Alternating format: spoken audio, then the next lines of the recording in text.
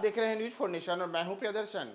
बिहार के मुख्यमंत्री नीतीश कुमार की मुरीद इन दिनों कांग्रेस हुई जा रही है और इसलिए क्योंकि बिहार में जो काम नीतीश कुमार कर रहे हैं अब राष्ट्रीय स्तर पर उन्हीं कामों को दोहराने के लिए बाकायदा चुनावी मॉडल के तौर पर कांग्रेस पेश कर रही है। और आज एक बार फिर से यही राजस्थान में देखने को मिला है, जब राजस्थान में कांग्रेस ने अपना वर्ष 2023 के राजस्थान विधानसभा चुनावों को लेकर के घोषणा पत्र जारी किया है तो उसमें नीतीश मॉडल की छाप दिखाई दी और बाकायदा कांग्रेस के राष्ट्रीय अध्यक्ष मल्लिकार्जुन खड़गे, राजस्थान के मुख्यमंत्री अशोक गहलोत सहित राजस्थान कांग्रेस के कई बड़े नेताओं ने एक साथ ये बातें कही कि जैसे बिहार में जातीय गणना करवाई गई है वैसे ही जातीय गणना अब राजस्थान में भी होगी। यानी कि पिछले दिनों नीतीश कुमार ने जब बिहार में जातीय गणना करवाई और उसके बाद जो जातीय गणना सर्वे रिपोर्ट आई तब बिहार में आरक्षण के दायरे को 50% से बढ़ाकर 65% करते हुए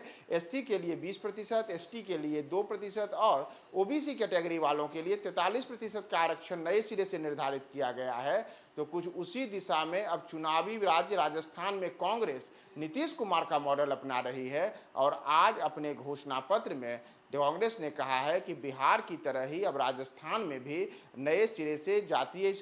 गणना कराई जाएगी और उसके बाद संभव है कि जैसे बिहार में आरक्षण के दायरे को बढ़ाया गया, कांग्रेस भी आगे आने वाले दिनों में राजस्थान में कुछ यही कर सकती है। दरअसल अगर हम याद करें तो पिछले दिनों ही नीतीश कुमार ने 2 अक्टूबर 2023 को बिहार में जातीय गणना सर्वे रिपोर्ट पेश की थी और उसके बाद इसी महीने यानी कि नवंबर के पहले सप्ताह में ही बिहार विधानसभा का शीतकालीन सत्र हुआ जिसमें आरक्षण के दायरे को बढ़ाया गया। अब चूंकि कांग्रेस राजस्थान में फिर से सरकार में दोबारा वापसी के लिए संघर्षरत है और आज ही वहां पर इसे लेकर के घोषणा पत्र भी जारी किया गया है। तो 25 नवंबर को जो राजस्थान में विधानसभा के चुनाव हो रहे हैं उसमें कांग्रेस ने कई लोक लुभावन घोषणाएं की हैं, जिसमें युवाओं के लिए नौकरी और रोजगार, इसके अतिरिक्त गृहिणियों के लिए उनके आर्थिक सशक्तिकरण के लिए अलग अलग योजनाएं हैं। साथ ही साथ जन कल्याण और लोक कल्याणकारी कई योजनाओं को राजस्थान में लागू करने सहित कर्ज माफी, इसके अतिरिक्त कृषि के बेहतरी के लिए भी कई योजनाओं की बात की गई है।